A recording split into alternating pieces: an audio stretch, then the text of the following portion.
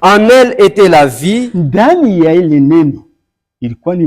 et la vie était la lumière des hommes.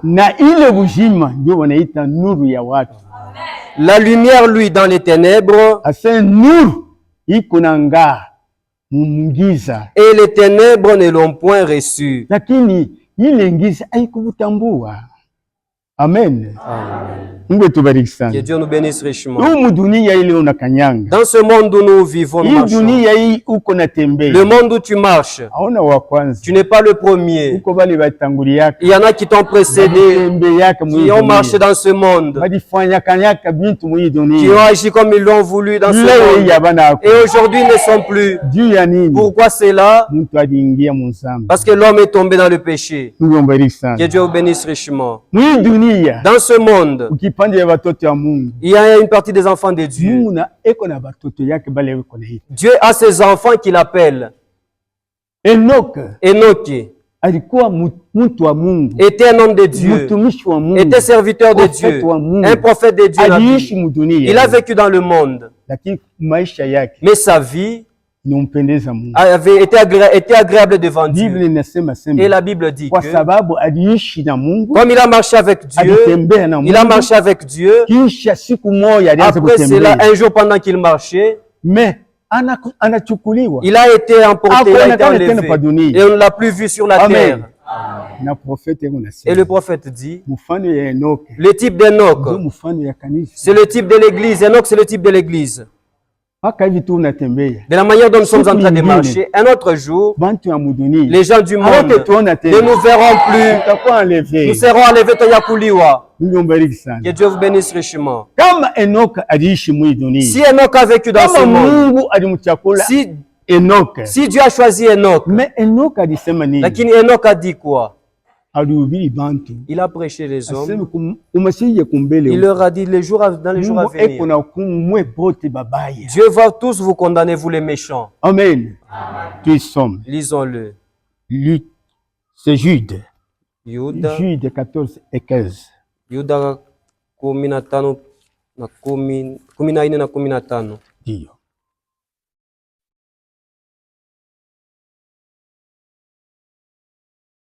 C'est aussi pour eux qu'Enoch, le 7e après Adam, Enoch muntu wa saba kisha Adam, a prophétisé en ces termes. Voici le Seigneur est venu avec ses saintes myriades pour exercer un jugement contre tous. Et pour faire rendre compte à tous les impies parmi eux de tous les actes d'impies qu'ils ont commis.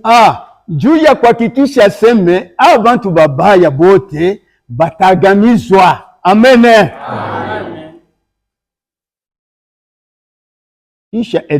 Et après Enoch,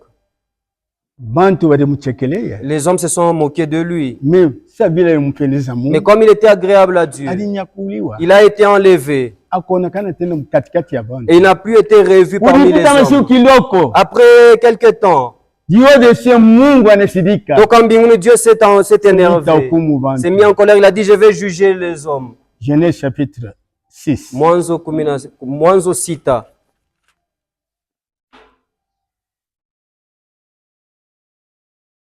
Verset yake 8. Mstari wa 8. Kulionekana mtu mmoja. Il est paru un homme. Na ule mtu tunamuita Seme. Et cet homme-là nous l'appelons Noah.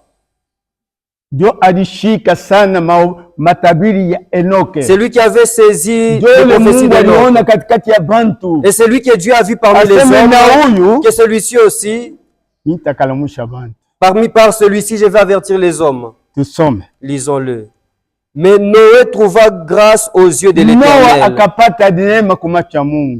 Voici la postérité de Noé.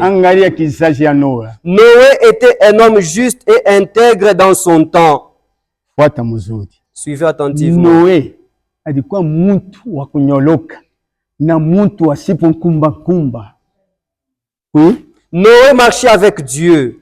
Noé alianza kutembea na Mungu. Et un chrétien doit marcher avec Dieu. Non pas un chrétien qui a des chemins tortueux. Amen. Amen. Noé engendra 3 fils. Non. Sem, Cham et Japheth. Sem, Cham, na Japheth. La terre était corrompue devant Dieu. La terre était pleine de violence. Voilà ce dont il est question aujourd'hui. Ce que nous voyons. Dieu regarda la terre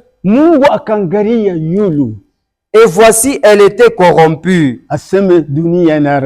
Car toute chair avait corrompu sa voie sur la terre. C'est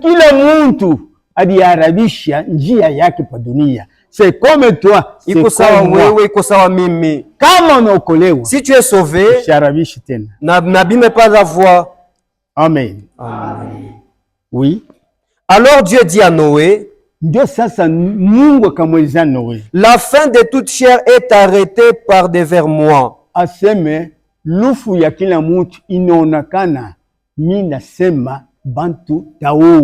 Car ils ont rempli la terre de violence. Voici,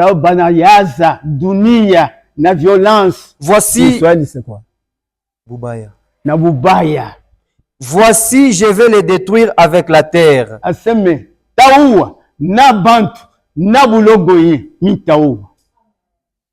Amen. Que Dieu nous bénisse richement. Mais Noé Lakini Noé a trouvé grâce. Et toi aussi tu as trouvé grâce. Tu connais que cette terre d'aujourd'hui, ce monde d'aujourd'hui, Dieu l'a réservé à quoi? Dieu l'a réservé au feu.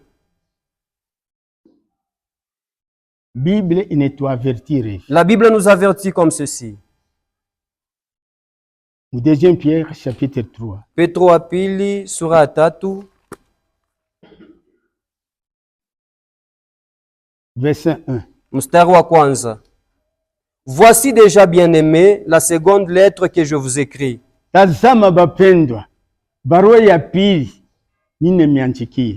Dans l'une et dans l'autre, je cherche à éveiller par des avertissements votre saine intelligence. Asema barua ya kwanza na hii ya pili, ile niko natafuta mi Pierre, ni kueveye akili yenu, muweke akili yenu kuokovu. Amen. Amen. Afin que vous vous souveniez des choses annoncées d'avance par les saints prophètes. Juu mwanze kukumbuka vile bintu batakatifu, banabii batakatifu bali elezaka. Et du commandement du Seigneur et Sauveur, na amri ya Bwana na Mwokozi wetu, enseigné par vos apôtres, ile mulifundishiwa na bamitume, sachant avant tout que mukiyua ya kwanza ya kama dans les derniers jours, masiku ya kumwisho, il viendra des moqueurs avec leur raillerie. Aseme bakuchekelea batakuwa mingi. Peut-être abana bale beko bainji. Les moqueurs, ça peut être, ce ne sont pas ceux qui sont à l'extérieur. Inaweza kuya wewe huko humu. Ça peut être toi qui es ici. Banakuhubiri masiku yote. On te prêche tous les jours. Wewe uko na mwenendo mbaya. Et toi tu as une mauvaise conduite. Tu te moques vis-à-vis de la parole de Dieu. Mungu etubariki. Que Dieu nous bénisse. Noé alipata neema kwa macho ya Mungu. Noé avait trouvé grâce devant Dieu. Na Mungu alimuonesha kile anataka kufanya kwa dunia. Et Dieu lui avait montré ce qu'il voulait faire sur la terre. Na namna ya kuepuka kasirani ya Mungu. Et comment il devait échapper à la colère de Dieu pour que la colère ne l'atteigne pas. Na Noé akuwe égoïste. Et Noé n'était pas égoïste wa kujipendelea. Pale Mungu alimweleza sema tengeneza safina. Quand Dieu lui a dit construire une arche, wakati aliisha safina, lorsqu'il a fini de construire l'arche, alianza kuhubiri bantu. Il a commencé à prêcher aux hommes. Entrez, mwingie, entrez, mwingie, entrez. Mais les hommes se moquaient. Dans le message, il nous est dit que notre arche aujourd'hui, c'est entrer en Jésus-Christ. Si tu n'entres pas en Jésus-Christ, tu n'es pas différent des gens du temps de Noé. Et tu vas périr. Amen. Après l'arche, il a appelé les hommes à entrer. Et les hommes ont refusé. Ils ont boudé. Les hommes ont boudé. Ils ont méprisé. Dieu a dit à Noé, toi entre. Et avant d'entrer, un grand problème. C'est que beaucoup de gens devaient écouter. Dieu a commencé à faire entrer les animaux, mâle et femelle entraient d'entrer. Mâle et femelle entraient d'entrer. Et cela, c'était à la vue de tous. Et cela ne leur a rien enseigné. Et cela ne les a pas effrayés. Noah. Est-ce que toi, tu as déjà vu la pluie tomber du ciel? Depuis quand tu as déjà vu la pluie tomber du ciel? Quitte l'arche. Regarde. Là-bas, il y a la puanteur des excréments des animaux. Tu risques de mourir là. Et Dieu a patienté Masiku Saba pour qu'ils entrent. 7 jours. Masiku Saba. Cet âge de l'église. Dieu est en train de patienter. Que le dernier élu puisse entrer. Mais toi, tu es en train de faire semblant. Que Dieu nous bénisse richement. Ce n'est pas Noé qui avait fermé la porte de l'arche. C'est Dieu seul qui l'avait fait. Il est venu, il a fermé la porte. Noah n'avait pas fait une fenêtre dans les côtés, sur les côtés. Noé avait fait une fenêtre là au-dessus en haut.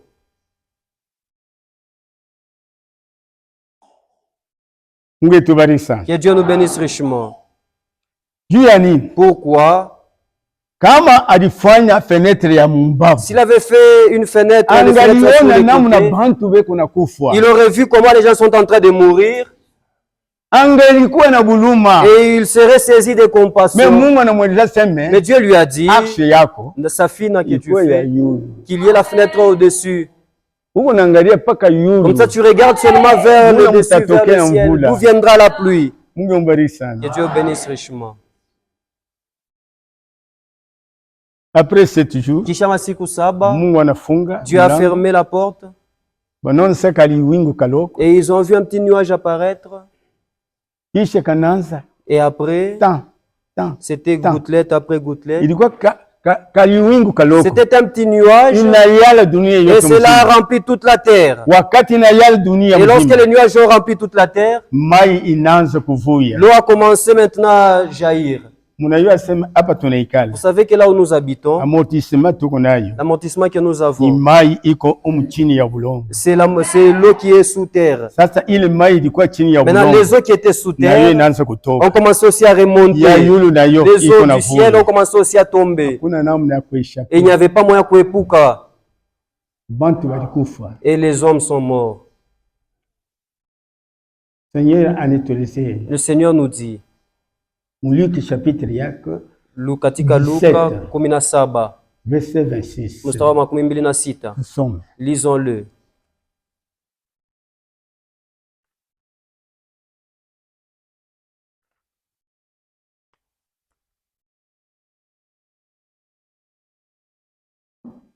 Ce qui arriva du temps de Noé arrivera de même au jour du Fils de l'homme. Ce qui arrive. Il elifikaka. Arrivera. Itafikaka tena. Non. Il édifique. Ce qui était arrivé, c'est déjà passé. Mais une autre situation viendra. Elle viendra quand? C'est lorsque toi et moi nous sommes ici. Voilà ce que nous voyons aujourd'hui. Les hommes mangeaient, buvaient, se mariaient et mariaient leurs enfants jusqu'au jour où Noé entra dans l'arche. Le déluge vint et les fit tous périr. Amen. C'est en ce jour. Les hommes aiment beaucoup manger. Continue. Ce qui arriva du temps de Lot arrivera pareillement. Les hommes mangeaient, buvaient, achetaient, vendaient, plantaient, bâtissaient. Mais le jour où Lot sortit de Sodome, une pluie de feu et de soufre tomba du ciel. Ce n'est plus une pluie d'eau. Ni pluie de feu. Ilikuwa ni mvua ya moto. Amen. Avait consumé ces villes. Amen. Na deuxième Pierre anahakikisha sema kui wakati ya mwisho. Et Petro pili nous assure qu'en ce dernier temps, bantu kumvula. Dieu ne tuera plus les hommes par la pluie. Na hata paka bantu wa muduni hapana. Il ne va pas seulement faire périr les hommes sur la terre. Munajua kile Mungu atafanya? Ni moto. C'est le feu. Tuisome. Lisons-le. Deuxième Pierre 3. Petro pili sura 3. Peut-être que c'est toi qu'on attend, frère, sœur, que tu puisses bien croire, que tu n'aies pas un semblant de foi. Commençons 10 mpaka 10. 9 et 10. Le Seigneur ne tarde pas dans l'accomplissement de la promesse, comme quelques-uns le croient, mais il use de patience envers tous, envers vous, ne voulant pas qu'aucun périsse, mais voulant que tous arrivent à la repentance.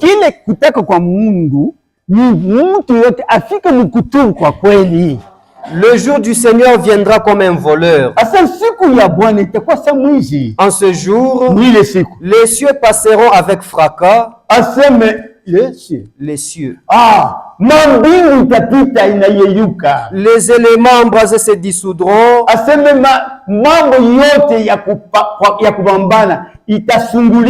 Et la terre avec les œuvres qu'elle renferme sera consumée.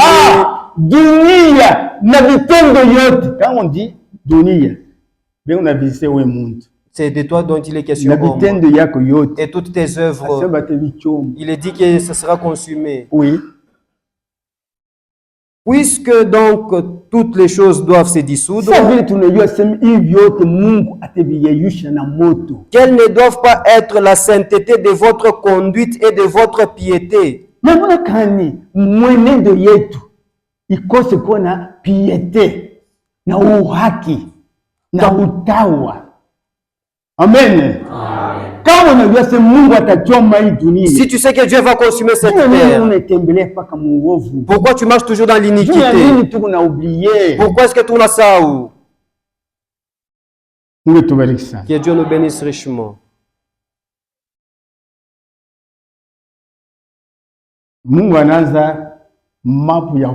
Dieu a commencé le plan du salut. Nous avons dit que notre sujet, c'est le droit de naissance. Le droit de naissance est nécessaire. Et Dieu insiste sur cela. Le droit de naissance. À ne pas négliger. Et Dieu appelle que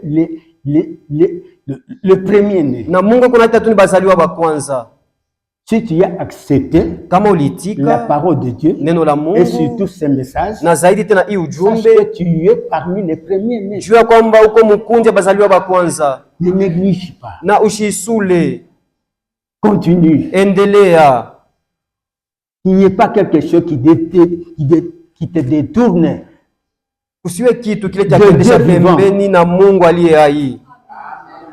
Amen. Les trois fils de Noé, c'était Sem, qui était élu, C'est Sem qui était élu.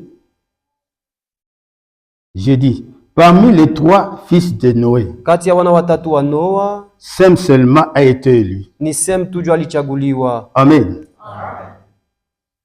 Pourquoi? Kwa nini? Pour commencer juu ya kuanza le plan de salut. Mapo ya wokovu. Noé alikuwa na watoto 3. Noé avait 3 fils. Kulikuwa Japhet. Il y avait Japhet. Kulikuwa Cham. Il y avait Cham. Kulikuwa na Sem. Et il y avait Sem. Mais Mungu, lakini Dieu, kumbingu, là au ciel, aliona Sem, il a vu que huyu mtoto wa Noé, ce fils de Noé, Sem, atakuwa sérieux. Il sera sérieux dans toute affaire. Et alors il l'a choisi. Oui. Ndiyo.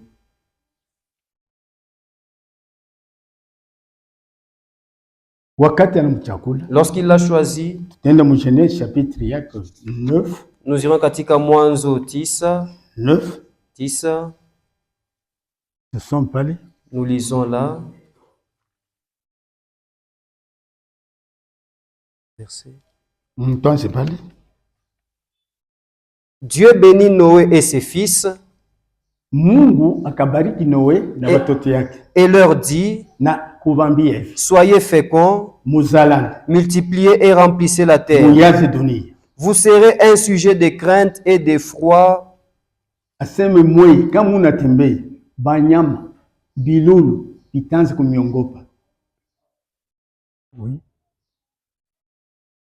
Pour tout animal de la terre,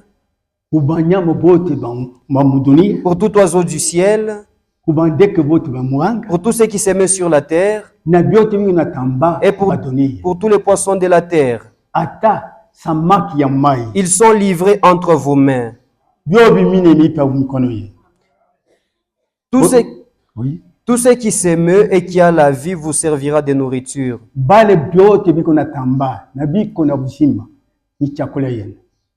Je vous donne tout cela comme l'herbe verte. Seulement, vous ne mangerez point des chairs avec son âme, avec son sang.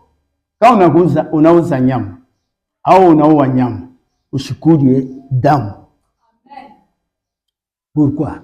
Kwa nini? Sachez-le aussi, je redemanderai le sang de vos âmes. Je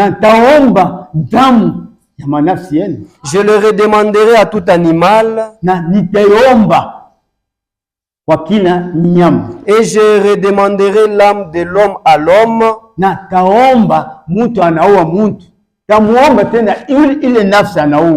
À l'homme qui est son frère.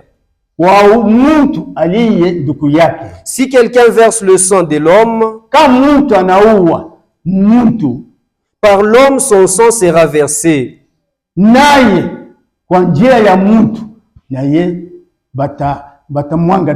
Car Dieu a fait l'homme à son image.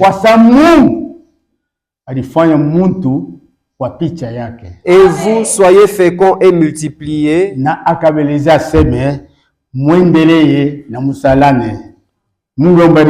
Que Dieu vous bénisse richement. Donc mes frères, l'élection appartient à Dieu. C'est Dieu là qui a fait Adam. C'est Dieu là qui a sauvé Noah. C'est Dieu là qui a appelé même Abraham de la postérité de Sem. Amen. Amen. C'est pourquoi mon frère. C'est pourquoi ma sœur. Ne reçois pas la grâce de Dieu en vain. Dieu a un objectif lorsqu'il t'appelle. Nous avons dit Dieu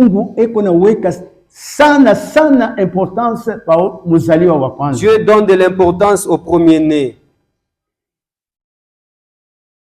Quand nous sommes Exode, chapitre 12, si nous lisons Kutoka 12, verset 1, mstari wa kwanza, Dieu dit à Moïse ceci.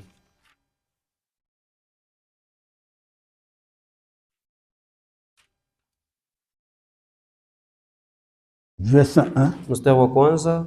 L'Éternel dit à Moïse et à Aaron dans le pays d'Égypte. Asema wa milele mwiti ya Misri. Anamwezea Moïse na Aaron.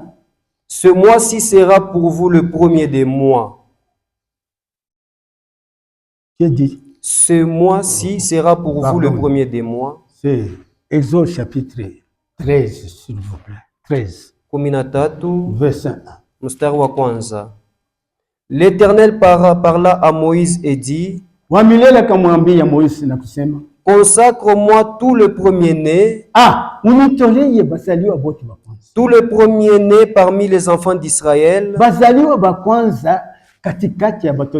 tant des hommes que des animaux, il m'appartient. Amen. Amen. Et toi aussi, tu es mzaliwa wa kwanza dans l'église du Dieu vivant. Kwa nini? Jésus lui-même maana Yesu ye mwenyewe était le premier-né. Alikuwa mzaliwa wa kwanza. Oui, Colossiens chapitre yako. Wakolosai sura ya kwanza. Nous sommes pensés à 15. Lisons-le tangu mstari wa 15. Mungu iko na mafasi sana wazaliwa wa kwanza. Dieu a met beaucoup d'importance au premier-né. Il est l'image du Dieu invisible. Le premier-né de toute la création.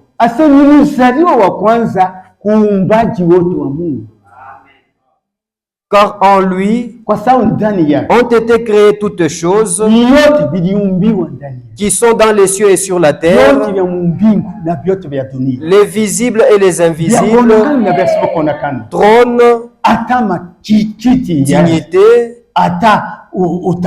domination, autorité. Tout a été créé par lui et pour lui. Il est avant toute chose et toutes choses subsistent en lui. Amen. Donc c'est-à-dire Jésus est le premier-né. Pour le premier-né dans l'église de Dieu, non. Comme lui il est le premier-né. Comme il avait commencé avec la il a dit à Moïse, consacre-moi tous les premiers-nés m'appartiennent. Nous irons encore. Nous revenons là. 13, verset 11 et 12. Quand l'Éternel t'aura fait entrer dans le pays des Cananéens,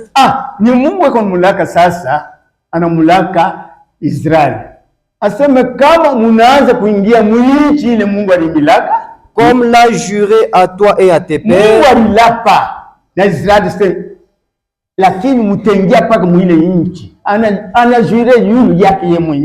et qu'il te l'aura donné, tu consacreras à l'Éternel tout premier-né.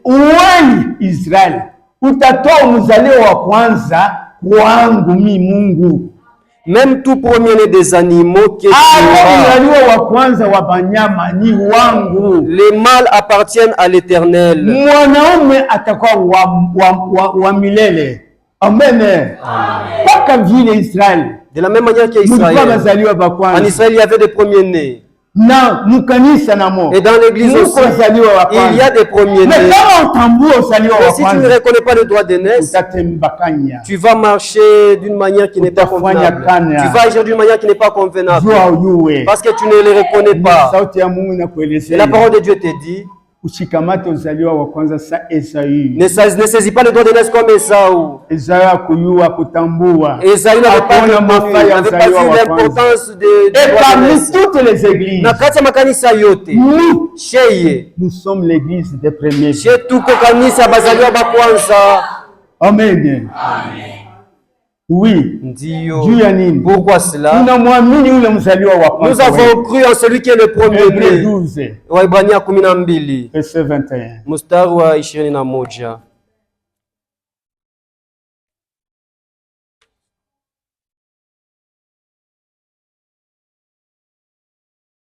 Et ce spectacle était si visible que Moïse dit, Hébreux 12, verset 21. Waebrania 12, 21. Oui, Et ce spectacle était si terrible que Moïse dit,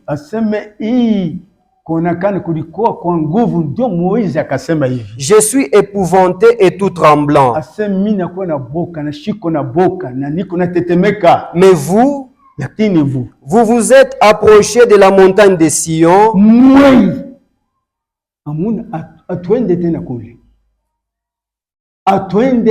ne sommes pas au jour où Dieu avait donné la loi, là au Horeb, la Sinaï. Là où Dieu était descendu dans sa gloire, il y avait des rochers qui s'effondraient, le feu s'allumait, il y avait de la fumée, il y avait des trompettes qui retentissaient, et on tremblait. Nous, on ne nous a pas appelés de cette manière-là. Nous sommes partis. Parce que celui qui est mort pour nous, il était humble. Et il nous accueille comme étant humble. Écoutez ce que l'Écriture dit. Oui. Mais vous vous êtes approchés de la montagne de Sion, de la cité du Dieu vivant. Si tu veux la vie éternelle, va là à la montagne de Sion. Là où Jésus a dit, pardonne-leur, ils ne savent pas ce qu'ils font. C'est là où nous sommes présentés. La Jérusalem céleste, des myriades qui forment le cœur des anges, de l'assemblée des premiers-nés, makutano ya bazaliwa wa kwanza. Là où tu es et là où je suis, nous sommes dans l'assemblée des premiers-nés. Nous ne sommes pas les bébés des pentecôtistes. Nous ne sommes pas des catholiques. Nous ne sommes pas des catholiques. Nous ne sommes pas méthodistes. Voilà, nous sommes l'assemblée des premiers-nés. Et pendant que nous inquiétons ici, le propriétaire de l'église, il est au milieu de nous. Si tu crois, tu ne vas pas quitter, comme tu es entré. Tu verras la gloire de Dieu. Amen. Si nous sommes l'assemblée des premiers-nés, quelle doit être notre conduite? Nos pensées doivent être comment? Quelles doivent être nos paroles? Elles doivent être réglées. Amen. On ne peut pas agir de n'importe comment, parler de n'importe comment. Nous ne pouvons pas nous plaindre pour nous. Le frère Branham dit, si un homme est plaintif en tout temps, c'est une preuve qu'il n'a pas encore cru. C'est lui qui croit. Et celui qui est dans l'assemblée des premiers-nés, lui, si un problème arrive, il ne va pas se plaindre. Il va dire à son père, maintenant montre-moi ce que je dois faire. Et Dieu lui montrera ce qu'il doit faire. Que Dieu vous bénisse richement. Que Dieu vous bénisse richement. Vous êtes heureux. Vous êtes très heureux. Vous êtes très heureux. L'assemblée des élus, l'église des élus. Et c'est une église que Dieu aime beaucoup. Dans l'église des élus à Théoulé, il n'y a pas de blagues. Il n'y a pas de blagues. Lorsque tu écoutes la parole de Dieu, si tu la reçois, Mungu kuna kuumba upya. Amen. Pourquoi? Parce que la parole que tu écoutes est une parole de promesse. La parole que tu écoutes ni lumière du soir, ni nuru ya magharibi. Zacharie 14:7. Zakaria 14 mstari wa 7.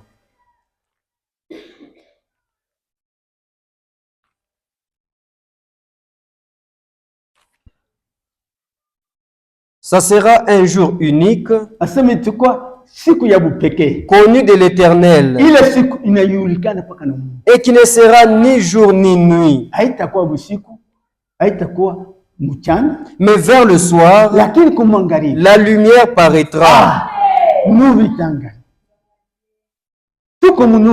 Nous sommes dans la lumière du temps. Et tous ne sont pas dans la lumière. Tous sont katika giza. Mais nous savons où mettre les pieds. Nous savons quoi dire. Nous savons quoi ne pas dire. Nous marchons tout le Sayuni. Maintenant même, nous avons déjà trouvé grâce. Comme Noé avait trouvé grâce.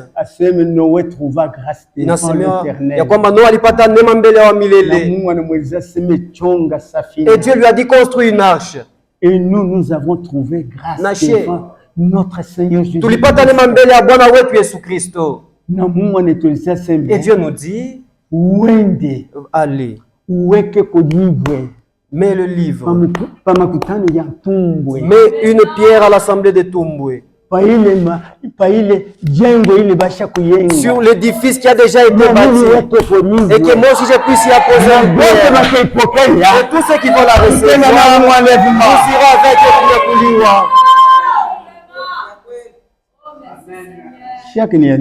Pourquoi le doute? Tu es le vrai Dieu. Tu as un Dieu vivant. Mais si tu ne t'es pas encore repenti, voilà le temps pour se repentir. Oui. Dio. C'est la parole de vérité.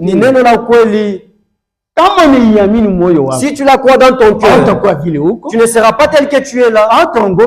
Et tu ne ballonneras pas. Il n'y en a pas.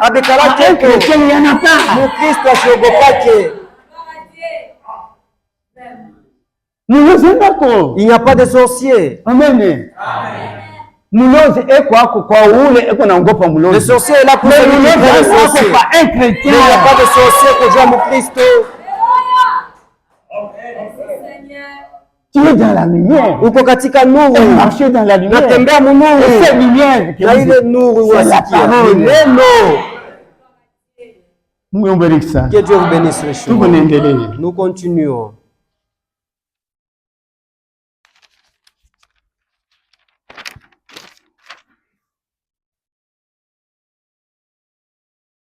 Ceux qui n'ont pas compris. J'arrête le temps pour me signer. Que Dieu vous bénisse richement. Ceux qui n'avaient pas reconnu le droit d'aînesse,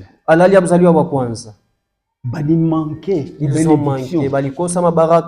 Puisque c'est dans le droit d'aînesse, il y a les bénédictions célestes. Si tu acceptes que moi je suis premier, là où tu es assis, sache que mes baraka vont t'appartenir. Je vais vous montrer. Ceux qui ne savaient pas le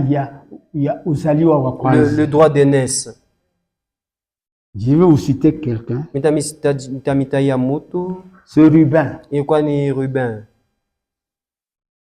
Genèse chapitre 49. Katika Mwanzo 49. 22 à 26. Lisons-le. Ne ressemble pas à cet homme. Joseph est le rejeton d'un arbre fertile. Somme kwanza. J'ai sauté, oui. 49, 1 à 4. Moja mpaka 4. Jacob appela ses fils et dit, assemblez-vous et je vous annoncerai ce qui vous arrivera dans la suite des temps.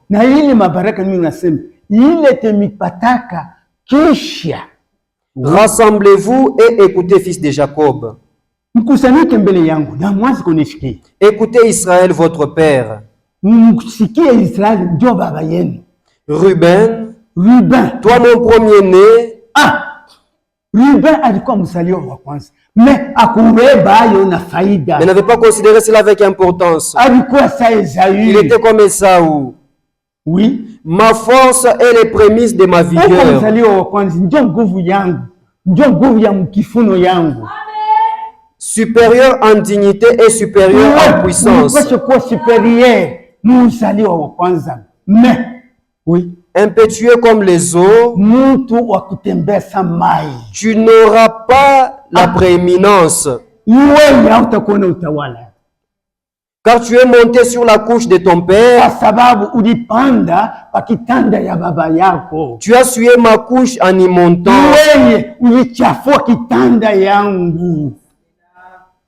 Amen. Amen. Vous voyez que Ruben était le premier. Tous les 12 fils de Jacob. Parce que parce qu'il a couché avec la femme de son père. Lui, il pensait que non, je vais recevoir la bénédiction. Regardez les hauts qu'il a atteint. Tu n'as pas honoré la couche de ton père. À cause de cela, tu n'auras pas toutes les bénédictions. Ne soyons pas comme Ruben. Tu suis comme un Roubeni. Amen. Regarde, observe. Le plus petit, Joseph, a pris sa place. Il a pris sa place. Dieu a refusé cela à Ruben. Que Dieu nous bénisse. Je pense que nous allons continuer demain. Ne jamais négliger une seule parole. Quand on a négligé une seule parole, ça n'est fini pour toi. La Bible dit, Matthieu chapitre 4:4. Matthieu 4:4. Tout sommes. Lisons-le. Enfin, je peux arrêter. Jésus répondit, il est écrit, l'homme ne vivra pas de pain seulement, mais de toute parole qui sort de la bouche de Dieu.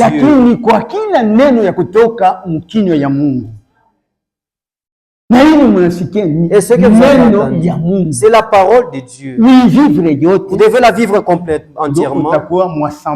C'est alors que vous serez que Dieu nous bénisse.